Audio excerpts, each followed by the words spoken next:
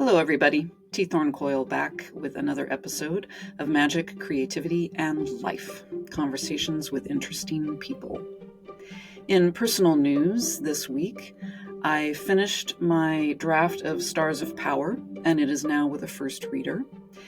And I am really enjoying being in the middle of Evolutionary Witchcraft, which I think I've mentioned here before. It's a book I wrote over 20 years ago, so I'm working on a 20th anniversary edition. I got the rights back from Penguin, and I will be launching a special anniversary edition in the fall. So it's great looking at things that I wrote that long ago, figuring out what I want to keep in, what I want to cut, and how my work has assimilated and expanded in the years since. I'm hoping people enjoy the 20th anniversary edition. It's been eye-opening and kind of a wonderful process so far. Other personal news, if you are listening to this as it goes out in late June 2025, I am part of an Unusual Heroes story bundle. It's a collection of fiction with, as you guessed, unusual heroes, and it's a lot of fun.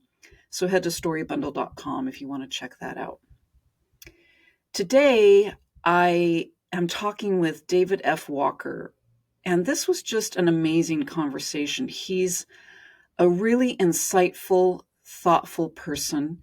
He's an award-winning comic book writer and amateur photographer, and just all-around sweet human being.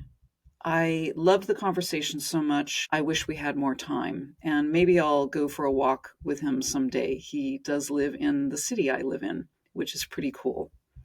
So, enough of that. Let's dive in. Hello, everybody. Welcome back to another episode of Magic, Creativity, and Life. My name is Thorn Coyle, and today I'm happy to be talking with David Walker. David F. Walker is the Eisner Award-winning writer of the Black Panther Party, a graphic novel history, co-creator of the Eisner Award-winning series Bitterroot, writer of Big Jim and the White Boy, and the author of the critically acclaimed YA novel, The Second Chance of Darius Logan. David, thanks so much for joining me today. Thanks for having me. Yeah, I'm really happy to talk to you. I really like your work. I have a couple of your books at home. I love your book, Imposter Syndrome, and the Black Panther Party book is one I recommend all the time, especially to people looking to learn the history of the Panther Party. So I wanted to start by asking you what your creative roots are. Were you always a writer? Have you done other forms of art? Do you currently do other forms of art? Oh, wow. Yeah.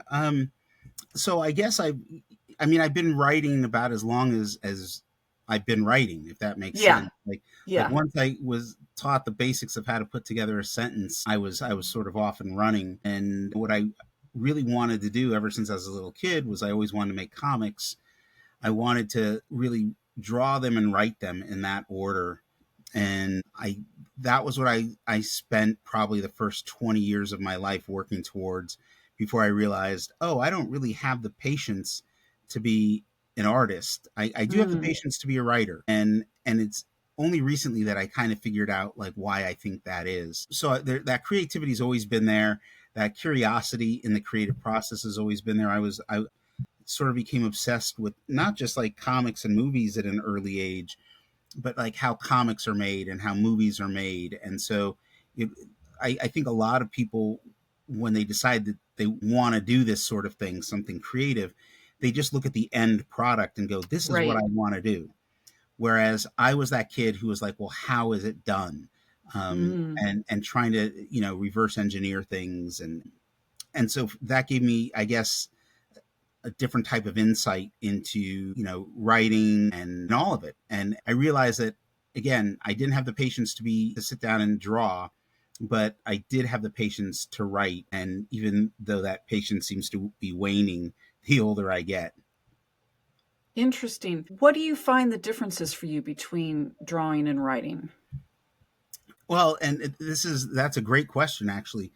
So say I want to just draw a landscape or some flowers or something, and I have reference. Either I can go out and look at the flowers, or I can take pictures. But when I'm drawing, I can see all the things that in my mind don't work, right? Like, oh, this Mm, doesn't look like a flower, or this doesn't look like a cat. It looks more like a rhinoceros, whatever it right. might be. Um, there's sort of these markers at which you can, unless you're going really abstract, that you can tell that this is not what it's supposed to be, right?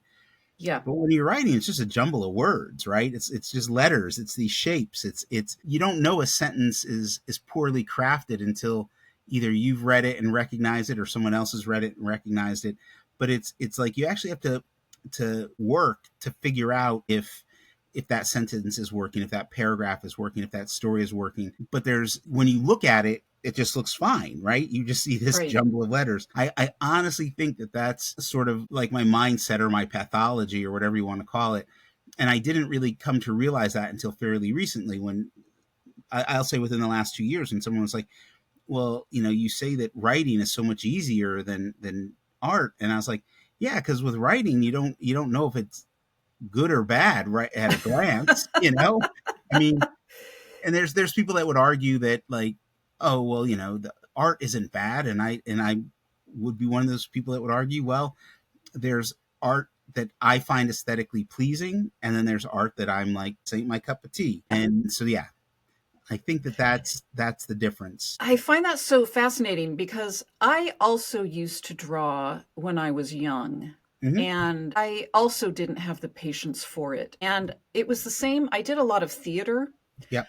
from a very young age through my teenage years. And I think with both drawing and theater, I realized I would have to commit much more wholeheartedly to the practicing the craft than I was willing to. That's a great, because I did theater too, from like elementary school all the way into college. I was in a bunch of plays, and then I just sort of lost patience with it. And you're right. There's this, when you're doing live theater, like, you got to get it right there Yeah. on the stage, right? Yes.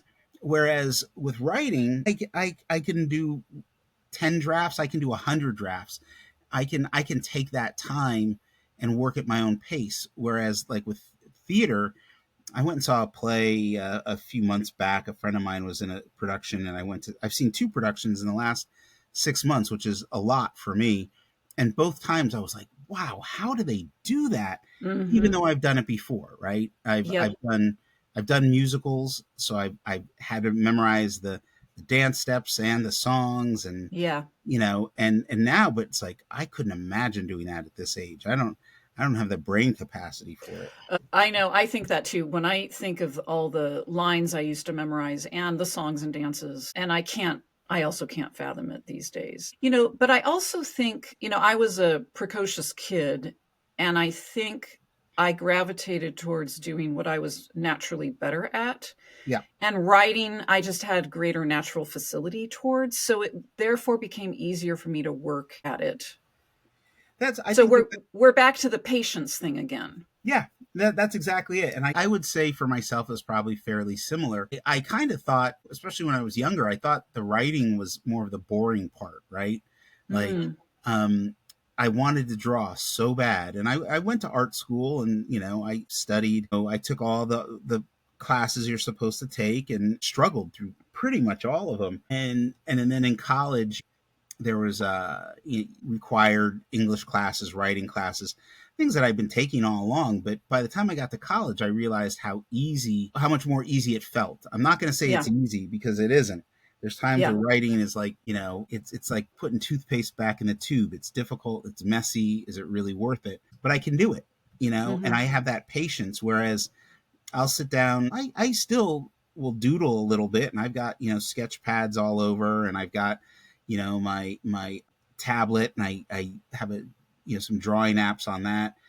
But it'll get to a point where, like, I have to draw a hand, and I can't draw that hand, and I'll just, like, Mm, I revert back to, like, my 8-year-old self. Only I'm not going to fling the tablet across the room because it costs too much money. So right. um, yeah, Well, you can't draw the hand according to your standards. exactly. Yeah. And that's the thing too. Like, in writing comics, for better or worse, you would have to talk to some of the artists that I've worked with.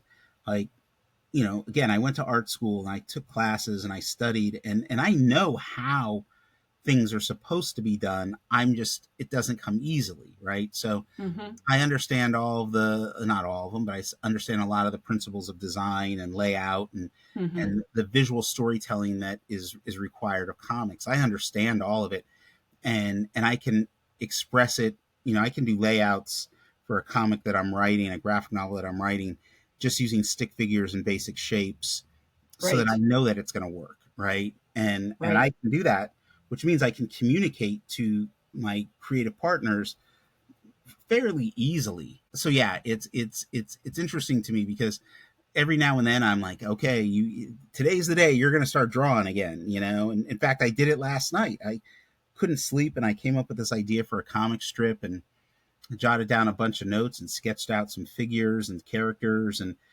then when I finally fell asleep and woke up this morning, it was like, oh, the work deadlines are there, so I Right. guess I'll work on this comic some other time. Yeah. Yeah. I appreciate that you're able to be a better collaborator because of your training. And I'm also thinking now in my own creative life, I no longer draw, but I do design. Like, I Okay. love doing graphic design. I design all my book covers and, make the art for them. I don't draw the art. Sometimes I hire character art. Yeah. Sometimes I'm just composing using a variety of pieces I've licensed, right? So I think that creative impulse comes out for me in design work. Yeah, and I'm similar in that I can do the design work. I'm not great at it. I guess for lack of a better term, I'd say I'm proficient at it, or serviceable. And so sometimes I will do the basic layout, and then I hire somebody to do the final product, right? Right. And sometimes it becomes difficult because it's like, no, I know what I want, I just can't quite get it. Or Mm-hmm. like I have, I've got Photoshop and I've got Illustrator, but I don't have InDesign, right? So I'm going to send you everything I have, I just want you to clean it up, and then I'll get somebody who I'm dealing with someone right now who's like, I can do it better. And I was like, okay, if you can do it better, do it better.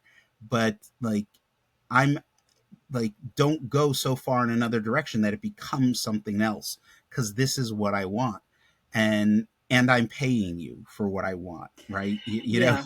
I am the client, I am the boss. Yeah. Don't deviate too far from my vision. Exactly. And I always try to be open to what whoever I'm working with has to offer or has to say. But it's I read a quote recently that said, um, never take criticism from someone you wouldn't take advice from. Yeah. Yeah. And I have this philosophy that's sort of along those lines, where it's like, if someone's giving me advice on how to do something, how to market something, how to put it together, and they've never done it before, Hmm. they're basically playing armchair quarterback. And it's like, okay, like, I've said this to people. I'm like, okay, so how many times have you done this? Yeah. It's like with crowdfunding. If you use Kickstarter or Indiegogo or something, there's always people who have voiced their opinions. And then the two questions I ask is, have you done a campaign yourself, and how Yeah. many campaigns have you backed? Yeah. And if the answer to either of those is zero, then it's like, okay, then there's really nothing for us to talk about. Yeah. I encounter that. I am a moderator of a Kickstarter for Authors group, and some people who ask for feedback on their campaigns then want to argue with those of us with a ton of Yeah. experience. And it's like, then please don't ask for feedback here. Yeah, that's like why are you asking for the feedback? What is it that like and I do this, I mean, I do pushback sometimes too, and I ask, I'll ask for feedback, and sometimes it's like, I have a sort of set protocol for how I deal with feedback from people. The first thing is I try to wait.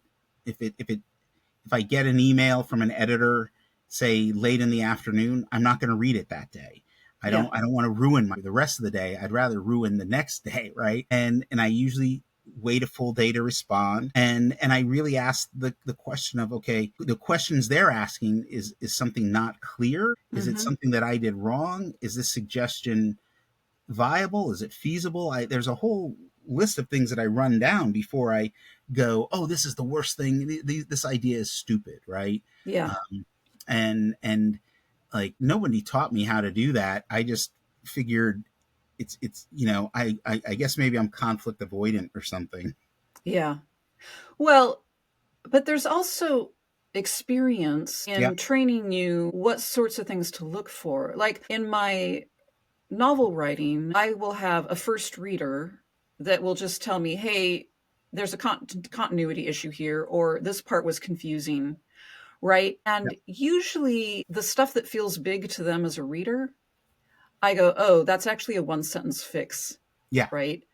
Um, and then other things, I just decide, oh, that's just a matter of personal taste, and I'm going to disregard it, right? So Yeah. that's what I'm looking for in a first reader's feedback. But then when it goes to my editor, I need to make sure my editor is editing in the way I need them to. They need to not edit out my voice, right? Yes. They Yes. need to only edit the things I need them to edit for. And I've had to get really clear on what kind of editor I'm willing to work with. Yeah, it's interesting too, because I feel like, for myself, I'm at an age now where a lot of the editorial staff that I'm working with at different publishing companies, like, they're significantly younger than I am. Yeah. And they're in their, in some cases they're in their late 20s or early 30s, which is still significantly younger than me. And they're coming from a standpoint of, like, this is, I found this offensive or problematic. And it's like,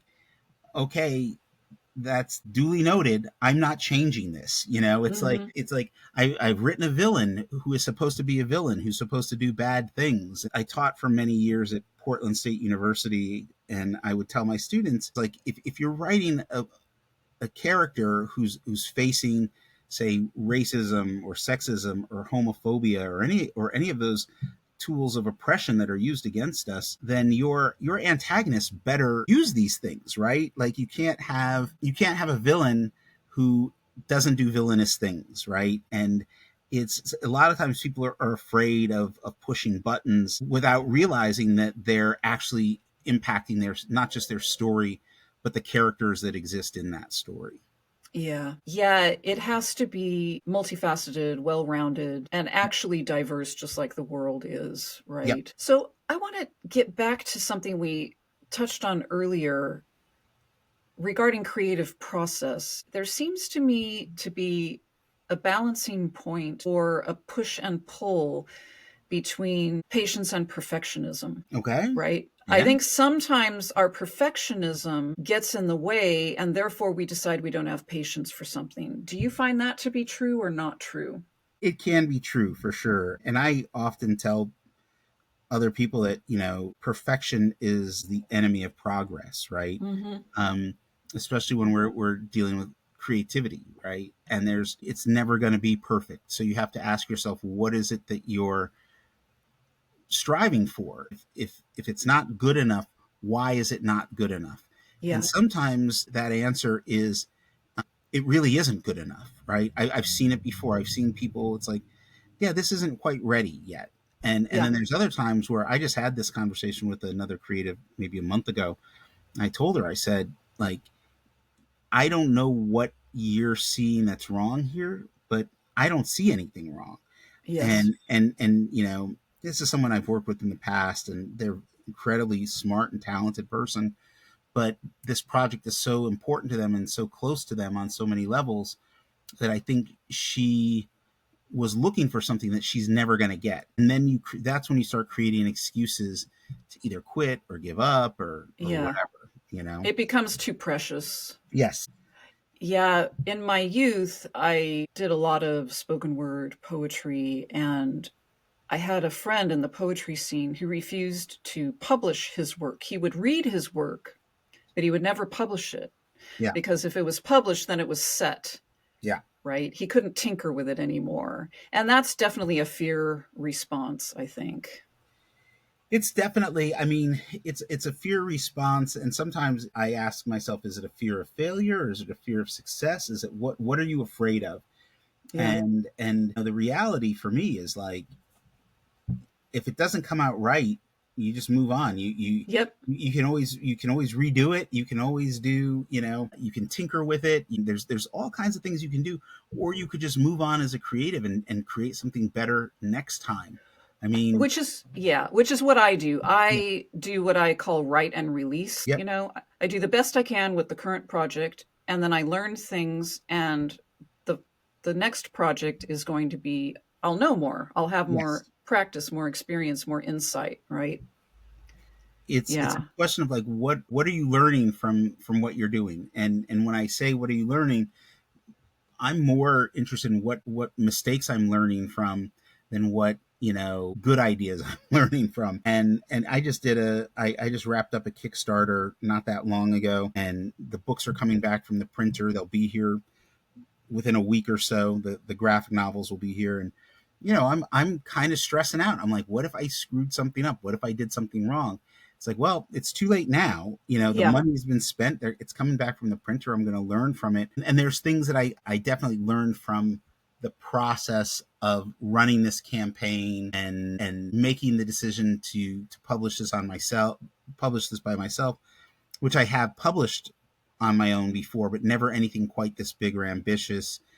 And it was like, right next to the computer is the little notepad, with the word lessons learned written Yeah. at the top, and then like a bullet point list of like, okay, I won't go so far as to say they were mistakes that I made, but they were things that I'm going to do differently moving forward.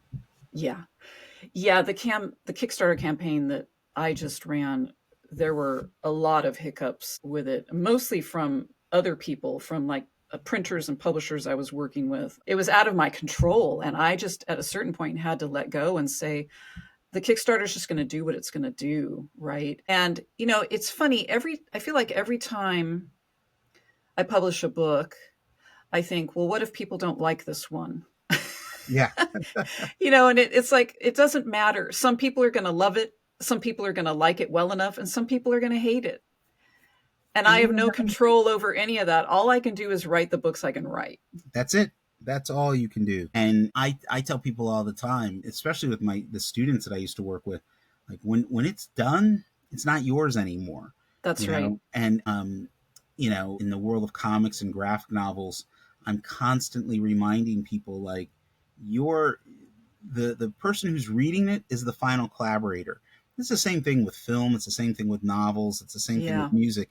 The person who takes this in, they listen to it, they read it, they watch it, whatever they do, they're the final collaborator, and they ultimately are going to either make it work or make it not work. And a lot of times what I've discovered is that the more you take them into consideration, not trying to win them over per se, but just knowing that like, okay, I'm going to make sure that when they're done reading this, they're thinking about something. Mm-hmm. Let's leave some questions unanswered. Let's leave something ambiguity here and there. And you know, as opposed to spelling everything out to the reader. Mm-hmm. And I talk about it more in terms of writing, whether it's prose or comics, but the same goes for, it can go for music, it can go for film. There's some audiences that want everything just spoon fed and explained to them, and that's fine. I'm not necessarily looking to win them over. Right. Yeah, I think of it as connection and relationship, right? I Yes. just want to connect. And then their relationship with that connection is going to be different than mine, that's how I reflect what you've been saying. Yeah. And it's Um, perfectly fine. It's perfectly fine to have different, for people to have different perceptions of something. And it's, it's like some people will listen to a song and it'll make them cry. Other people will listen to the exact same song and it makes them feel happy. It's mhm. that's the beauty of creativity, right? Is it doesn't have to be the same thing for every single person. Right. I mean, art is a living thing, or should Yes. be, right? And the best art is certainly a living thing. I mean, there's art that's designed to be sterile. I call it corporate art, kind of that, cheap motel hotel lobby art, right? Yeah. But any any other art has to be a living entity because it is all a co-creation at the end. Yeah. And, So go ahead. oh no, go on.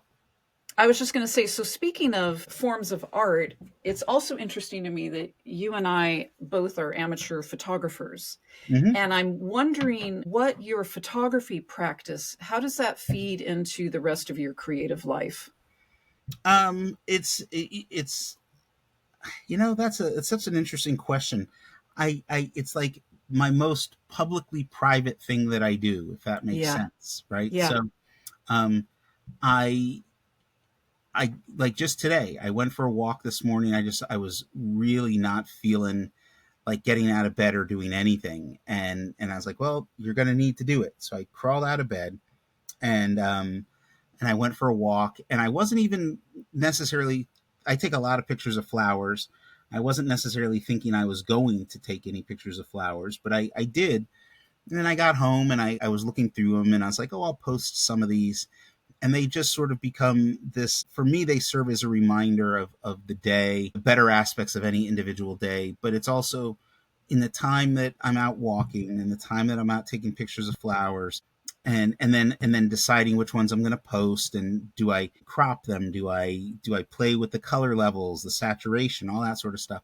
The time I'm working on all that stuff is usually the most peaceful time I've ever experienced in my life, right? Mm-hmm. um and like even today, so I was out walking and I wasn't planning on taking pictures of flowers, but they just started talking to me, for lack of a better Yeah. term.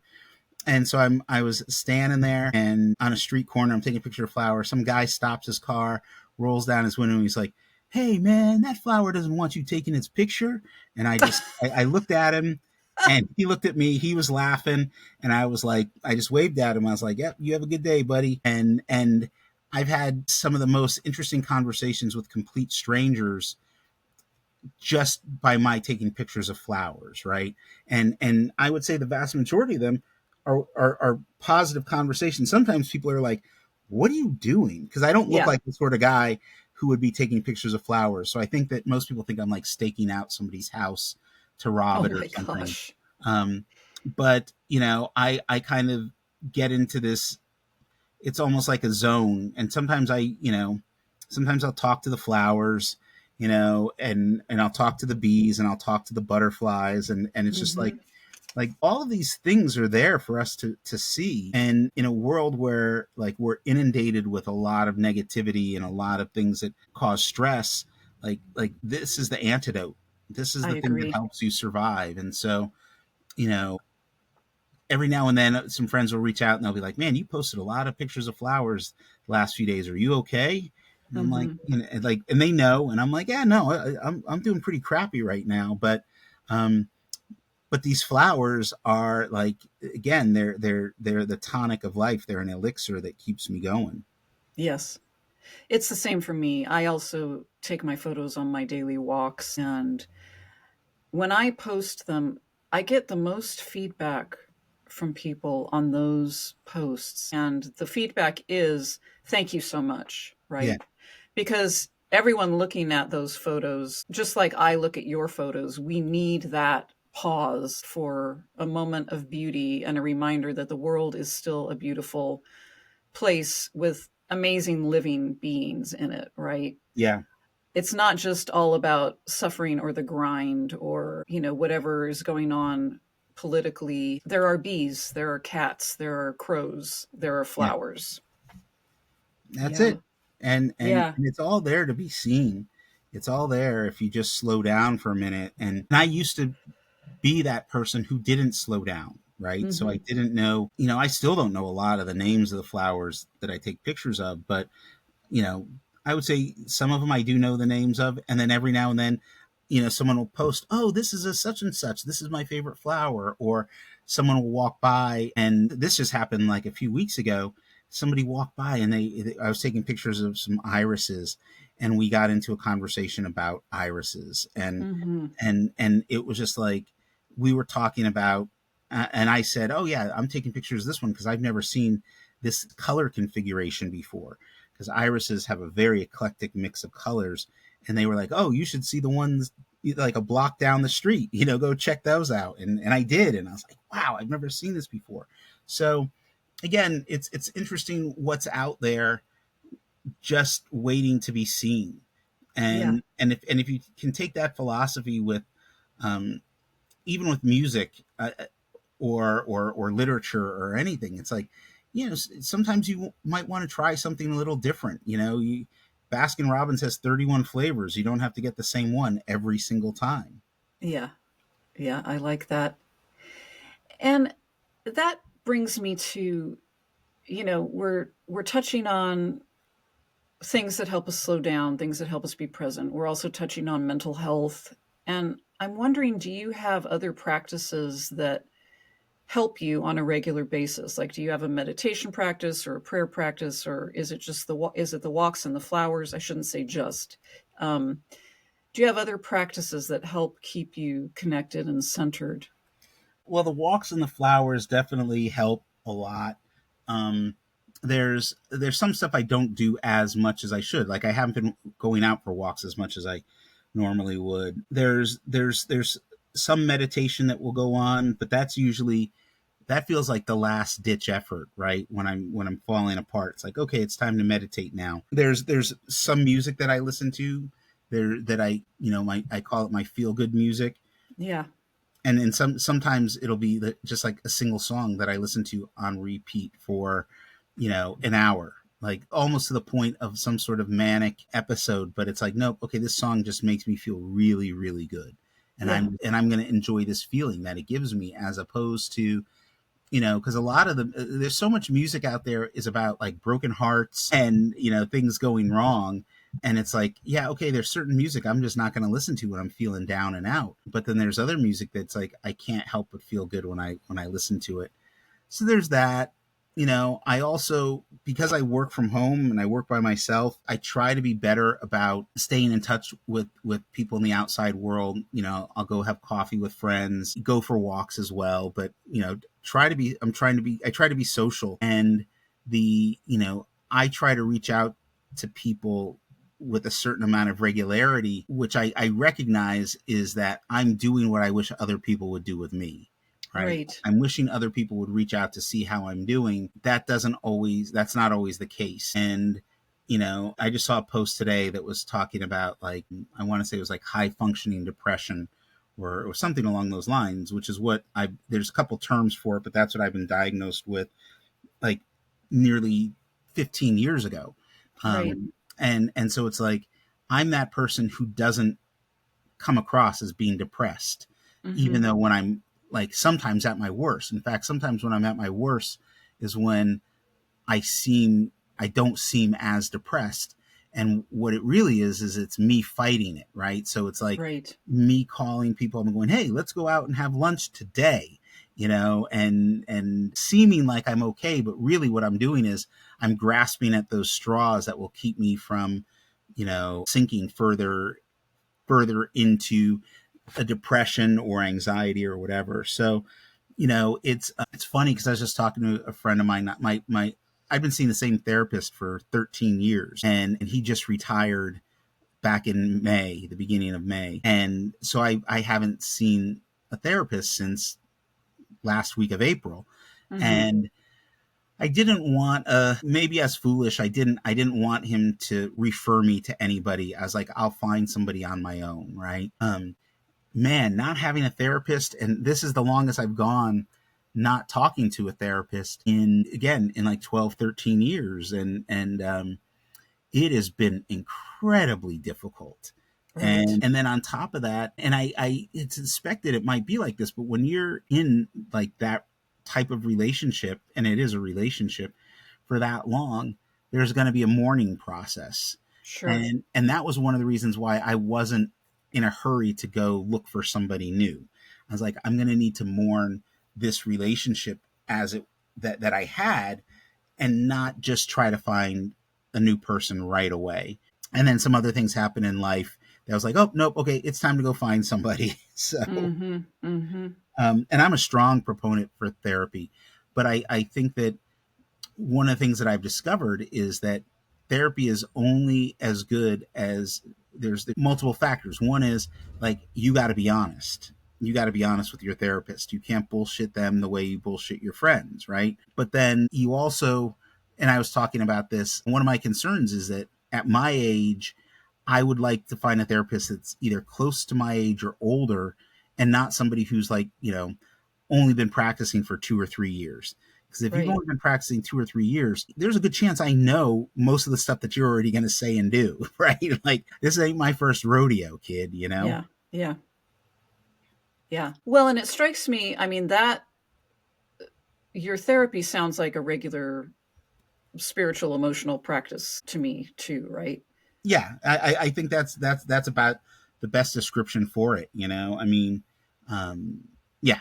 Yeah. Yeah. So this reminds me of a book of yours I love, Imposter Syndrome, which is about mental health. And Mm-hmm. I'm wondering, did you feel vulnerable writing and publishing that? Was it cathartic? What was that like for you, writing something so deeply personal?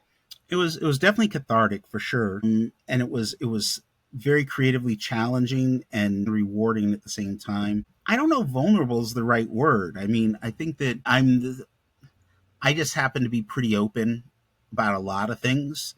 Yeah. And then there's the things I'm not open about at all. Right. And I think some people mistake the fact that I will openly talk about depression as meaning like, well, I'll talk about anything. It's like, nope, there's stuff I don't want to talk to you about, Right. don't come to me with that problem. But imposter syndrome came about, a large part of it came about during the pandemic, trying to get some creative projects up and off the ground. They weren't working. I was also, during the pandemic, it was like all of our lives shifted drastically. Yeah. And I know a handful of people who say that their lives got better during the pandemic. And I don't argue that point with them, because I've actually seen some people who found a way, they found themselves, they latched onto something that was really helpful. But I was like, but that doesn't mean that your world did not change around you. And just because things went well for you doesn't mean that you weren't impacted by some of the things that weren't as positive, right? Right. And so for me, imposter syndrome was my way of letting people know that, like, okay, you can have a seemingly successful career, and you can be in a place of privilege where where publishers talk to you and they'll give you deals, and that doesn't change the fact that you still have like these insecurities, right? Yeah. And those insecurities will, like, if you don't learn how to make peace with them and maneuver with them, I don't think you can ever totally get away from them. I think you learn how to dance with them more than anything else. But if you don't do that, like, those insecurities will destroy you. like like Right. like most people will do a better job of destroying themselves than anyone else could do to them. I agree. Yeah. It's a powerful book, and it's one that I hope a lot of people read, because especially, I mean, really anybody, but especially creative people, because I think everyone has some level of insecurity, anxiety, imposter syndrome. That's anyone who's putting anything out into the world, right? I tend to be suspect of people who claim they don't have it. Yeah. It's either like, wow, you're like amongst the gifted few, or your cognitive disconnect is so great that Yeah. I've known some people who really are like, oh no, I don't have problems with my work and I love my work and da da da da. And I'm like, and I'm like, oh, sweetie, that's good for you, but you know, your work kind of sucks, and and so I I've never quite said it that way to people, but it's interesting to me again because, like, if I do this all the time when I'm teaching or if I'm lecturing, and I'll say, okay, how many of you out there create something, whether it's painting or writing? I said, how many of you created something, and you look at it when you're done and you're like, wow, this is the best thing I've ever done.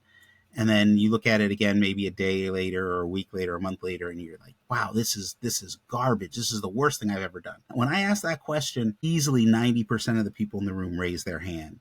And they Mm-hmm. all kind of look surprised, because most people don't realize that the vast majority of us go through that, right? Yeah. And Yeah. and so I just try my hardest to let people know and that's why I called it the book Imposter Syndrome, and why I talk about this stuff, because it's, if you don't realize how normal it is, this is this is the sort of stuff that makes you quit. This is the sort of stuff that makes you give up, and then you're really in a bad space. Yeah. Yeah, I've found that with people too. The people who give up are the people who their ego gets too out of balance, and then they start believing the ego, right? Right. So either the ego is telling them they're the best thing ever, and then life proves otherwise, or their ego's telling them everything is garbage, Yeah. right? So yeah, it's why I do so much spiritual practice. I think it helps keep my ego in a more balanced place. So I'll have my moments of insecurity and imposter syndrome, but they don't have to take over and drive the bus, Yeah. Oh no. right? Yeah. I want my creative impulse to drive the bus more often, and my wish to connect with people to drive the bus more often. I would agree with that. I mean, I do have my moments where it all seems to shut down, but then I also have my moments where I'm like, okay, nope, I got this. You got this. I Mm-hmm. had a conversation with myself.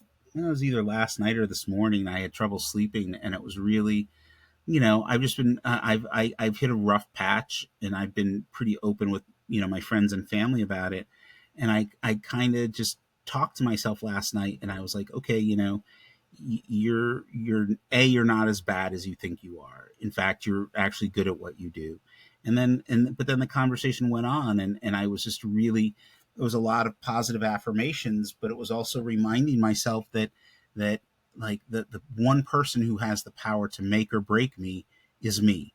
Yes. And I do this whole, like, trying to practice, like like really appreciating myself.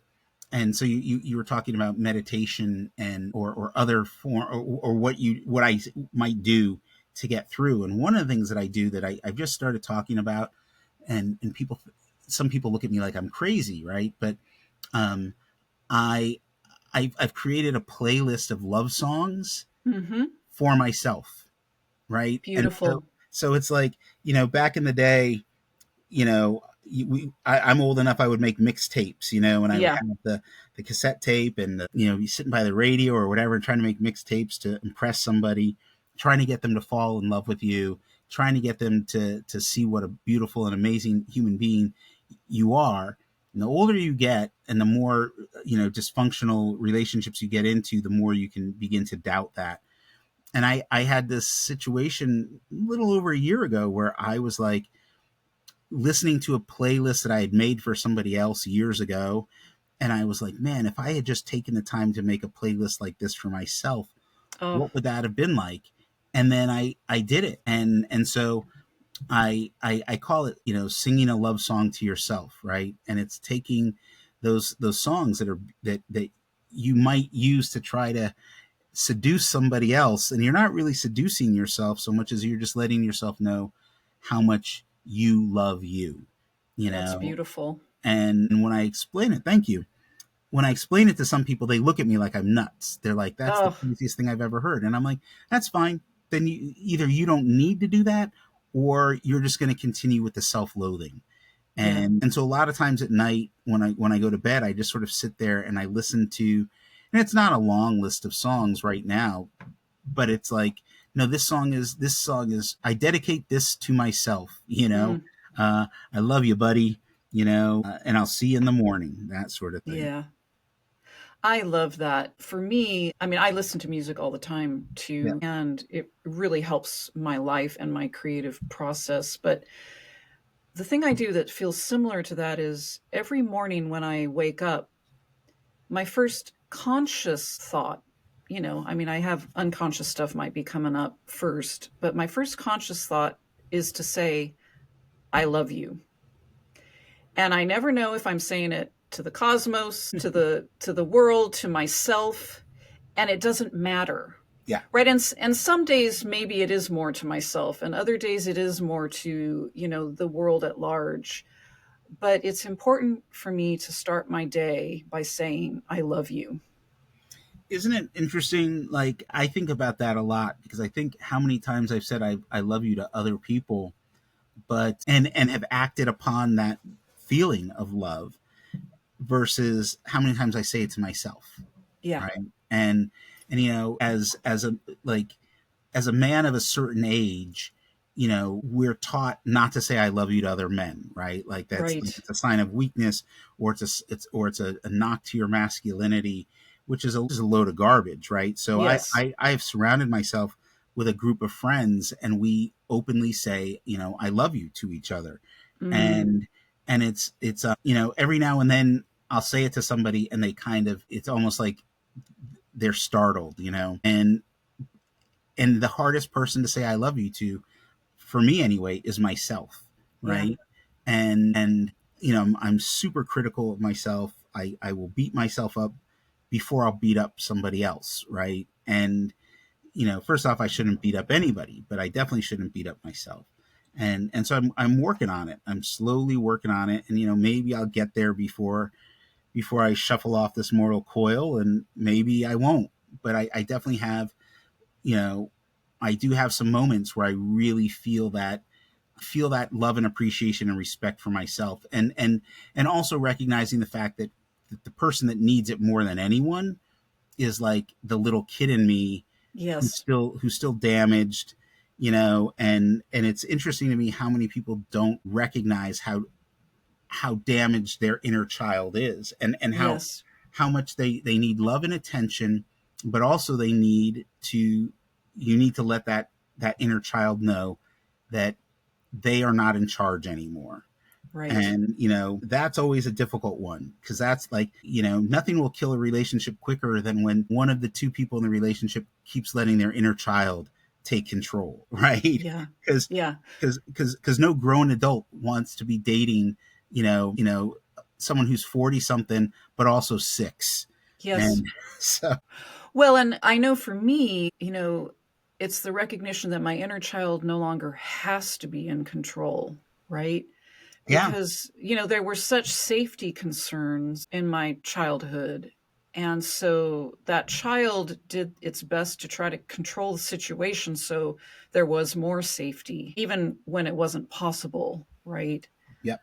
And so to allow the child to let that burden go is also very healing and powerful. And I've been, and to be clear, this is a thing that I've been actively working on this for over 20 years. It has been Right. one of the most difficult things I've ever had to deal with. And I recently was telling somebody, that they said or did something to me, and I got really upset, and I was trying to explain to them. I was like, look, this is like, I'm not one of those people who talks about being triggered that often, and I don't like to get into PTSD versus CPTSD and the terrible things that have happened. But I told this person, I said, look, you just did something to me that is like as bad as anything anyone could do. and, Mm, and and you brought me back to like 5 years old, and that 5 year old doesn't know how to respond. And part of the argument I was having with this person was they wanted to know what was on my mind right that moment, and I was like, I can't tell you what's on my mind right now because the 5 year old is in control. Like, yeah. you hurt the kid, and I'm trying to protect the kid, but I'm also trying to keep this friendship, like, because the 5 year old will destroy it, right? Yeah. We've seen kids when they have a temper tantrum or they have an emotional meltdown, and it's always fascinating when you're in a relationship, and it doesn't even have to be a romantic relationship, it can be a work relationship, whatever, when something triggers the other person and their inner child comes out. And when you figure that out, they may not figure it out, but suddenly you're like, oh, wait a sec, I'm fighting with a 5 year old. They're in the body of a 45-year old, but they're really just 5. And Yeah. yeah, And, can we have compassion for that, but as you said, not let it be in control? it can be difficult. And sometimes all you can do is just sort of walk away and just go Yeah. walk away from the other person and go, oh yeah, no, there's like, it's the same thing. Like, if someone's an alcoholic, it's like, you can say to them, hey, I think you have a drinking problem, and I'll drive you to the AA meetings, but I'm also like, I can't enable this. I can't, Yeah. yeah. And so, Yeah. uh, ultimately, a person has to, want to and be able to help themselves, right? Yep. And if they don't have those skills, you can show them some of those skills. You can point them in the right direction, but we can't heal anybody else. We can help them and give them some tools and give them some guidance, give them some love and support. But at the end of the day, no one's going to save you. That's Yeah. the thing I've discovered. Even the people who love you the most, in my case, it was my mom, it was my grandparents. They loved me beyond words, but they weren't able to save me from some of the worst things in life, you Right. know? So, Yeah. We're getting close to time, which is unfortunate because I feel like I could talk to you for another hour here. But in speaking of healing and saving each other, I'm looking at right now at your website with a bunch of your beautiful book covers mhm. and thinking of the ways in which our art and our writing can help us heal each other as individuals, can help heal um, cultural wounds, and also can help heal us also by just providing a moment of pleasure and escape, right? Yep. Like I'm looking at, I've told you already, I love the Black Panther Party book. I recommend it to everyone. You recently worked on Big Jim and the White Boy, which feels like a big, cultural healing milestone to me. You've also done your blaxploitation homage work. And I'm wondering how you feel about, you know, healing and connection both personally and on a larger basis on a cultural level and your work. Like, does that feel too grandiose for your work? Do you go into your work feeling that, or is it something that just emerges?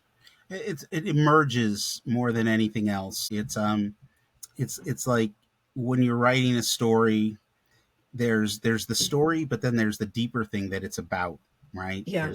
And a lot of times we don't know what it's about. For me, anyway, I don't know what it's about. Maybe sometimes I'm done with the first draft and I still don't know what it's about, and I know that, but I feel like it's incomplete, right?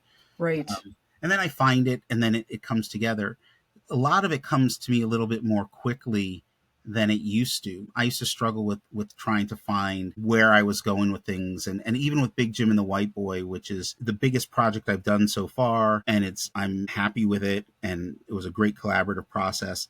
But I was well into it before it really started to become what it was. And Mm, I After the book came out, which it came out last fall, back in October 2024. Shortly after that, somebody was asking me some questions about it, and I said, "Oh, I'll show you what the original proposal looked like, the original pitch that I sent to the publisher." And as I was reading that pitch, I was like, "This is not the book that I wrote." I mean, there are some right. similarities, but it became so much more. Yeah. And I always talk about this, if you do a good job of giving life to your characters, especially if you're working in fiction and you give life to your characters, they're going to sit down and they're going to talk to you, Yes. and you can ask them. You can say, well, wait a sec, why does this feel off, or why did you do that thing? And ultimately you're coming up with the answers yourself, but it often doesn't feel like you're coming up with the answers. It often feels like they're telling you, this is what I need to do, this is what needs to happen. I And agree. I just had that happen with a project that I'm working on now, where somebody said, like, why did you take it in this direction? And I said, oh, because the character told me to. And Yeah. they kind of looked at me, and I was like, oh, you're not a creative. Yeah. And because if the characters, and this is where I get in trouble with some people, but I'm like, if the characters ain't talking to you, then you're doing something wrong, Yep. right? Because I do believe that the ideas that we come up with, the stories that we come up with, I don't believe they're intrinsically or uniquely ours. I feel Hmm. like this is where I start getting into this more spiritual woo woo aspect of Yeah. creation. But like, the ideas are floating around in whatever you want to call it. You can call it the collective consciousness, you could call it, the universe, you could call it whatever. They're floating around, and they come to you. They might come to 5 people at the same time, 6 people at the same time. It's never going to be the same with each Right. person.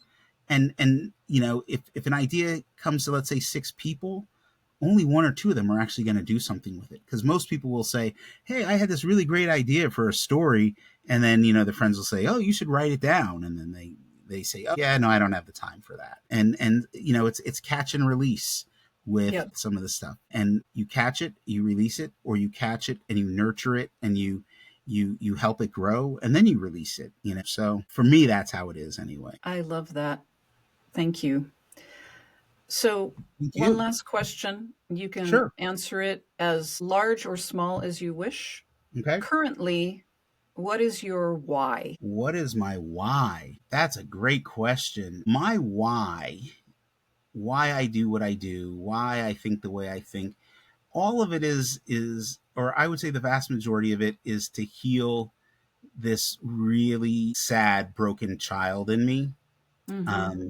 And to give that, and knowing that the same things that broke my spirit in some ways and held me back, they're still going on, right? And there's still young people out there, and there's older people out there that need to recognize the power of their own voice. And so I think that's a big part of my why, because I was that kid outside of my family. Teachers and other adults were like, I was in the slow kid classes growing up in elementary school, and I was told that I wasn't smart and that I wouldn't amount to anything. The wonderful time of the 70s. And like, no kid should ever hear that, right? And I come back, that little kid lives with me every day. And so a lot of what I'm doing is to heal him, but it's also knowing that in healing him, helping him feel better, that it's also going to work for other people too. Wonderful. Thank you so much. Thank you. Well, and thanks to all of our listeners for tuning in today. I've been talking with David F. Walker, and you can find him at davidfwalker.com. And as usual, you can find me at thorncoyle.com. Thanks for joining us. Wasn't that a fantastic conversation? I just loved talking to him. And I really appreciate that David brought up mental health and caring for oneself in the middle of the world we're all living in right now and the times we're all living through, and feeding the creative spirit regardless. Again, I could have talked to him for another hour. We just had such great rapport. So I hope you enjoyed that. And I give an especial thanks to all of my Patreon supporters who fund the recording and captioning of this podcast. I couldn't do this without you. And if you want to join my Patreon, you can find that at Patreon. Have a magical, creative day.